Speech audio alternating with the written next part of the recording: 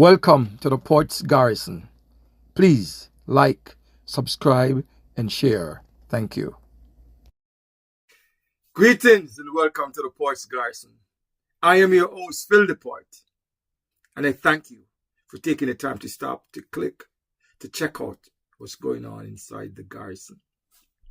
Well, during the course of last week, the Constitutional Court of Jamaica returned the decision in favor of the People's National Party against the government of Jamaica, in which it states that a series of multiple states of emergencies, SOE as they are popularly called, were unconstitutional. And as such, I want to congratulate the PNP for standing up against the government, for standing up for the rights of the Jamaican citizens against this uncaring government.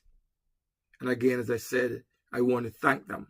See, during these states of emergency, the police or the security forces has unbridled authority to pick up anybody they want to pick up, to arrest anybody without any charge, without any due process. They can lock them up for, I'm not even sure how long, but they can lock them up for maybe 2 or 3 months without charging them, and they're just releasing them, taking away all their constitutional rights. Well, some have argued that this is necessary in order to rid the scourge of crime. Now, I'm against criminality in all forms, whether they're on the streets or whether they sit in the houses of parliament. I'm against criminality. But I can support going against the law to protect people. If you are the ones who makes these laws, then you can't sit there and break them. And the president of the People's National Party, Mr. Mark Golden, gave a presentation where he spoke about this, and I want you to listen to what he had to say. Today's landmark ruling by the Supreme Court of Jamaica is a resounding victory for the Constitution, for the rule of law, and for the people of Jamaica. The court has affirmed what the PNP has long argued, that the multiple and extended use of states of emergency as a routine crime-fighting tool is a violation of the Constitution's extraordinary emergency powers.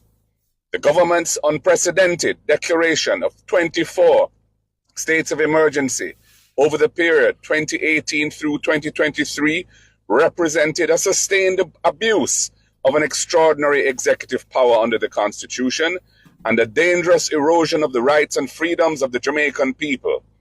The SOE, which is the Constitution's last resort mechanism against crises that threaten to subvert the democratic order of the state, was unlawfully deployed by the government as a tool of routine policing, often incorporating entire parishes and sometimes being renewed without parliamentary oversight. It is significant that recent statistics reveal a marked decline in murder rates, which has been accomplished by targeted law enforcement measures without recurring states of emergency. Jamaica's long-term security hinges on appropriate policing strategies, robust democratic institutions, and community-led solutions, all achievable without unconstitutional violations of fundamental rights and freedoms.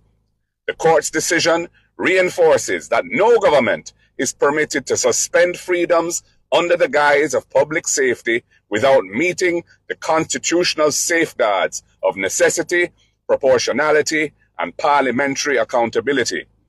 This win belongs to every Jamaican who values justice and constitutional order. The People's National Party brought this case to defend the constitutional rights and freedoms of the Jamaican people. And because we believe there are ways of successfully overcoming Jamaica's problems of violent crime without violating our Constitution, we will remain steadfast in advocating for holistic, rights-respecting strategies to secure our communities and strengthen Jamaica's democracy and our system of government. Very interesting indeed. Extremely interesting. Now, in the Senate, the leader of government business in the Senate, Senator Peter Bunting, took the government senators to task when he rose to address them in the last sitting of the Senate. He mentioned how, on his side, how his colleagues were vilified and ridiculed by government senators for standing up for what he called the rights of the ordinary citizens. Stand up for those who can't stand up for themselves. They were ridiculed. They were painted as if they were anti the government, anti the country, I mean. They weren't standing up for, they were standing in support of criminality. It's the same argument I use when I say I can be in support of the police while I ask for them to be held accountable. It's not anything that's mutually exclusive. I can support the police, but in the same breath, I can ask the police to be accountable for their actions. Here is Senator Peter Bunting presentation in the Senate.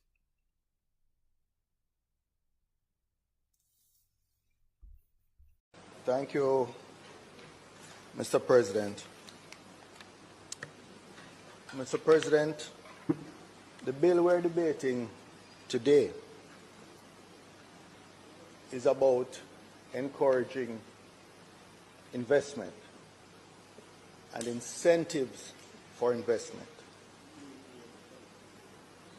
My main point that I want to make here today is that the greatest incentive for investors and investment is a country that operates under the rule of law. And in particular, a country where the highest law, the Constitution, is respected. There is a Charter of Rights in our Constitution that speaks to the rights of various groups of people who operate in Jamaica, including investors, but including every single man, woman, and child that lives here or even visits here. Much more important than this bill today is the judgment of the Constitutional Court that declares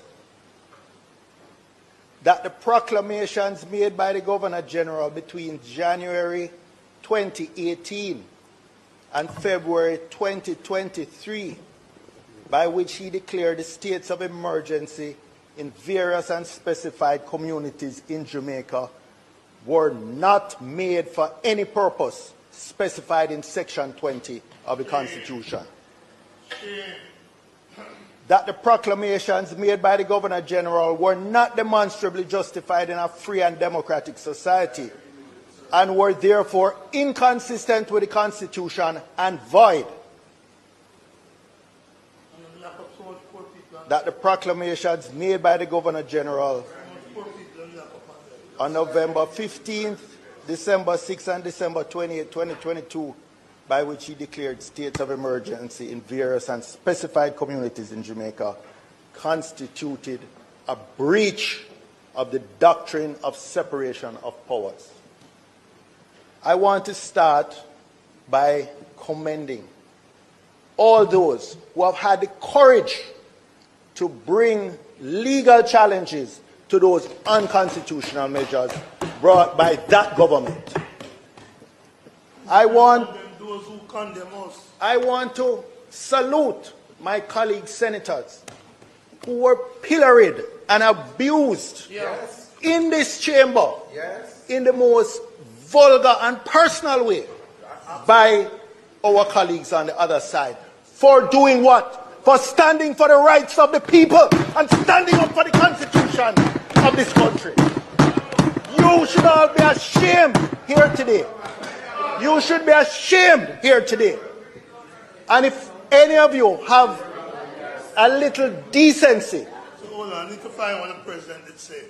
a little, any sense of graciousness, you should stand up and apologize to us today. Don't leave it any longer. Today, Senator Hill, when you get up to close, you should apologize.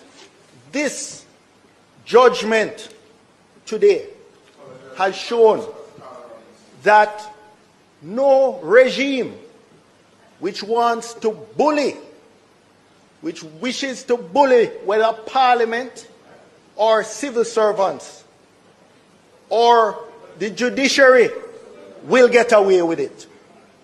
Indeed, a passionate presentation, if I may say so. He really spoke from his gut. And I can do nothing more than commending him, Dayton Campbell, the General Secretary of the PNP, who had brought the case against the government. I can only applaud them for standing up on behalf of the people of Jamaica. Let me hear your thoughts in the comment section. And until next time, as always, is enough love, enough manners, enough respects. Blessings. Thanks for watching